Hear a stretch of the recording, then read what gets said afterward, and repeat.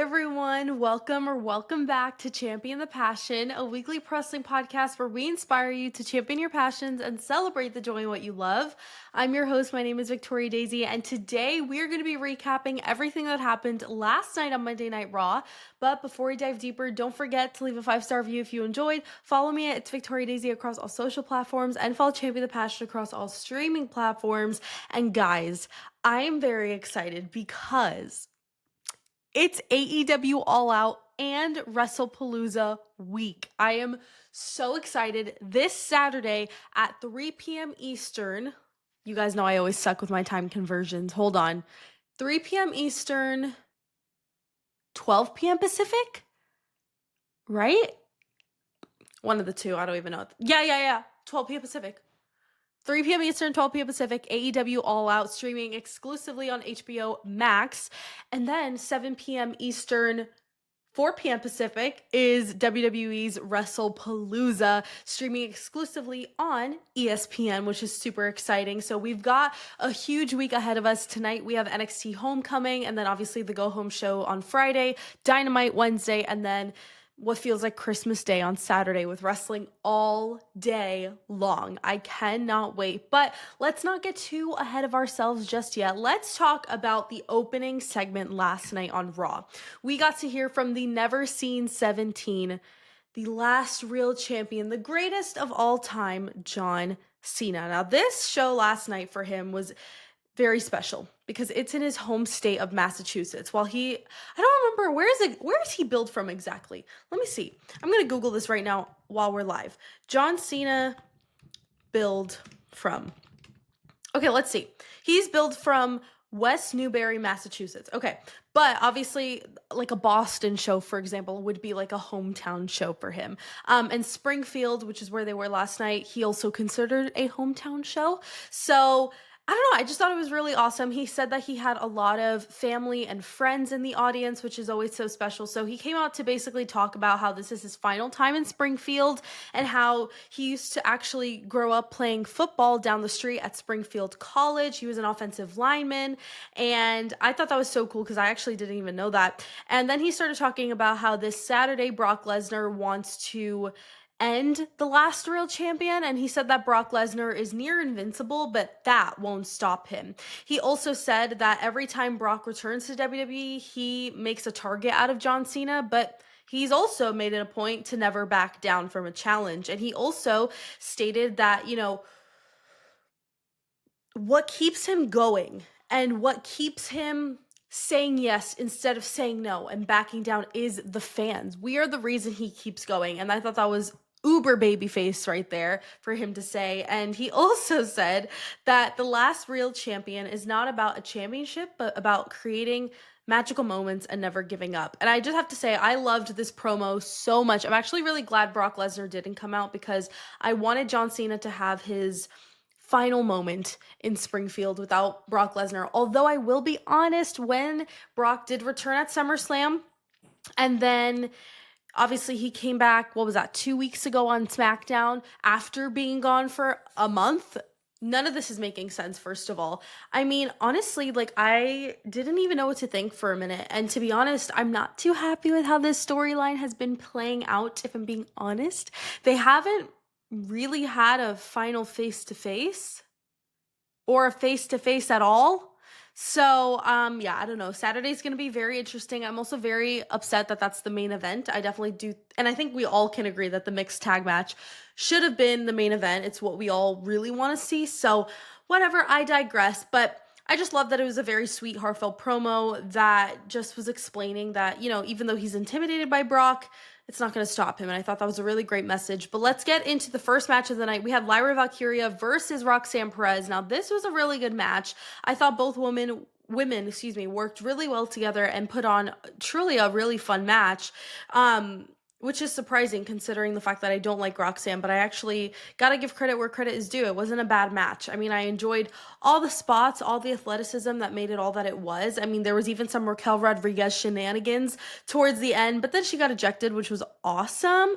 And then Lyra Valkyria won, my queen. And then after the match, Raquel came back out, and her and Roxanne started beating the crap out of Lyra, which obviously led to the infamous numbers game. So we were all waiting, who's going to come out to save Lyra? Who's going to come out? And then Bayley's music hits. Not necessarily Bayley was the last person I expected, but also she was the last person I expected. We haven't seen her in a couple months, and all we've been seeing from her are these very cryptic video vignettes of her literally going through a midlife crisis, not knowing if she's a babyface, not knowing if she's a heel. And I've been saying this, like, this is all leading to a split personality gimmick, which is exactly what we saw, because 1 second she was full of rage, and the next second she was running around hugging everybody in the crowd and refs and commentary team and Alicia Taylor and like literally everybody. So I was like, okay, this is interesting. But I think it's a fun angle that they're doing, and I really hope it works out. I think if they book her correctly, she can be she is a huge star, but be even more over with the fans during this new character. So very excited for that. The next match we had was Penta versus Kofi Kingston. Another really good match. As much as the New Day annoys me at times, I do have to say Kofi did a really, really good job, and so did Penta. I mean, it was fast-paced, filled with amazing spots, and what was funny is even Xavier and Grayson tried to distract the ref with shenanigans, but it completely backfired on them because Penta is just... he's him. Like, he actually is him because he won the match. He outsmarted them. It was great. Then we had probably what I feel like is probably the most anticipated thing of the night. We had the final face-to-face between CM Punk, AJ Lee, Becky Lynch, and Seth freaking Rollins. So Becky and Seth came out first and basically just talked about how great they are and how much they hate Punk and AJ, and then of course say their name and they appear, Nacho Hendry, AJ Lee, and CM Punk. So the crowd erupted and was completely backing them up 100%, as they should. And Punk came out and immediately started clocking tea. Like, I was actually kind of gagged by the tea he clocked, because he was saying how, everyone calls Becky and Seth the greatest wrestling power couple, but it seems that they're never on the same page, which is honestly the truth. And he was talking about how him and AJ are this united front, and he doesn't see them being that on Saturday. And then he called them unhumble egomaniacs for the simple fact that they can't even share an entrance together. They have to have their own separate entrances to have their own moments and have each of them be in the spotlight. And he even said they can't share the spotlight. And Punk even said that he doesn't mind putting Cult of Personality on the shelf just so that AJ could, quote, light it up, which I love that he said that. Then another quote from Punk, he said, "Can you two share the spotlight, or is Saturday just going to be easy for us?" And I thought that was a really great line. After Seth chimed in and said that, what he's about to say is going to hurt himself immensely because he doesn't believe that he's about to say this, but he actually gave Punk credit. He said that the best thing that Punk has done in his personal life was marry AJ Lee, but the worst decision he's ever made was bringing her into all of this. And that's when things got a little heated, because then AJ chimed in and said that this is actually all of Seth's fault because he's using Becky as a human shield. And then what I had been waiting for about a month, since all the AJ Lee rumors started circulating, I should say, the moment finally came, what I have been saying.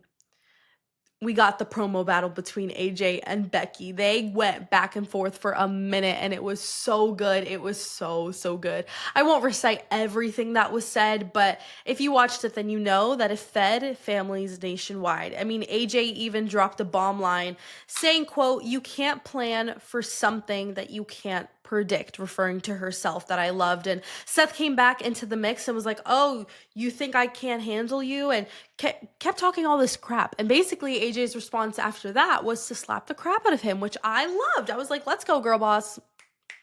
Teach him something. So basically all of that led into a brawl that closed out the segment. But of course, I loved this segment. It was so good. I mean, it checked off all the boxes and just was the perfect way to get us super hyped for Saturday. And I cannot wait for that match. That match is going to be so good. But let's head into the next match of the night. We had Dragon Lee versus El Grande Americano. Now, this was low-key a wild match. Like, I didn't expect it to be kind of entertaining. I thought it was going to be boring, to be honest. I thought it was going to give filler, and it actually didn't. So there was a lot of hard hitting moments alongside a lot of really cool high fly action, which I thought was awesome because we got a little bit of everything in there. And there was just a bunch of shenanigans. First of all, there was a bunch of El Grande Americanos, which, to be honest, I was kind of annoyed by. AJ Styles came out, and that all honestly just felt very unnecessary. But to the match itself, of course, was still great. And in the end, El Grande Americano did take the victory, which I thought was interesting because where are we going with this storyline? Can someone please tell me where we're going? Because I don't know where we're going.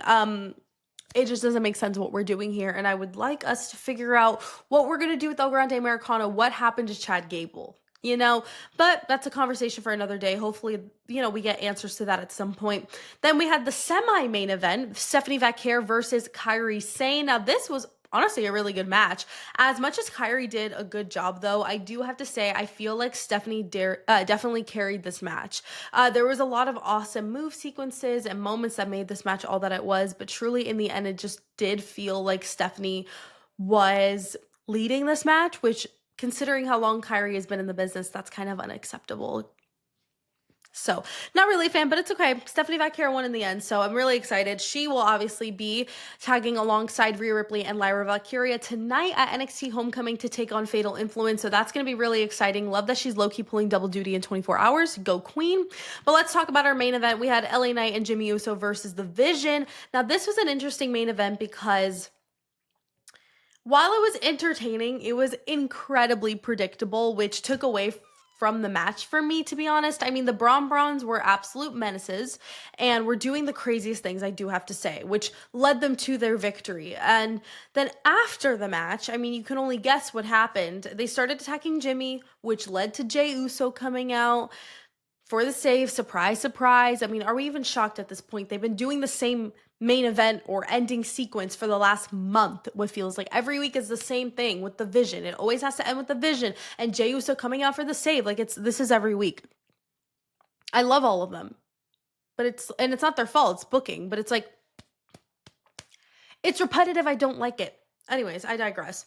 After that, Jay and LA Knight got heated since, all of a sudden they're enemies now. And I'm telling you, Jey Uso is turning heel on Saturday. Like, I'm literally telling you right now, if you don't believe me, mark my words, clip this, I don't care. Jey Uso is turning heel on Saturday. You can't convince me otherwise. He's literally turning into Roman Reigns right now, and his heel arc begins now.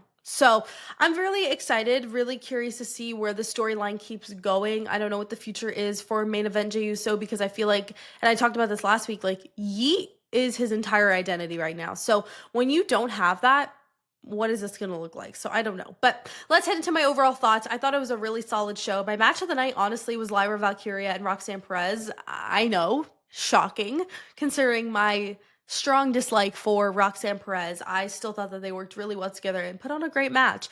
My segment of the night, though, hands down, was the final face-to-face between AJ Lee, CM Punk, Becky Lynch, and Seth freaking Rollins. It was the perfect way to get us super engaged and hyped for their match this weekend at WrestlePalooza. I'm super excited. Overall, I'd rate the show a solid 7.5 out of 10. So a bit of a dip in ratings this week, but it's okay. It was still a solid show. And I'm just hoping that Friday is way better considering it's the go home show. Although I have very low expectations just because SmackDown is SmackDown. But it's okay. We have a lot of fun content coming for you guys this week. Obviously, regular scheduled programming for the podcast. Saturday, since we do have a long day of wrestling, I still am planning to do a SmackDown recap podcast episode. Excuse me, I can't speak.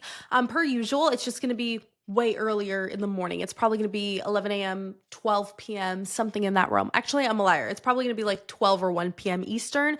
So look out for that episode. It's going to be posted way earlier just because obviously we got wrestling all day. And then on Friday, I'll be dropping 2 bonus podcast episodes. One will be previewing and predicting the card for AEW All Out, and the second one will be the same thing, but just for WWE's WrestlePalooza. So very excited. Tomorrow, obviously, we'll be talking everything NXT Homecoming and the day after Dynamite. But until then, thank you guys so much for watching and listening to this episode. Don't forget to leave a 5-star review if you enjoyed. Follow me at It's Victoria Daisy across all social platforms and follow Champion the Passion across all streaming platforms. Don't forget to champion your passions and celebrate the joy of what you love, and I will see you guys in the next episode. Bye.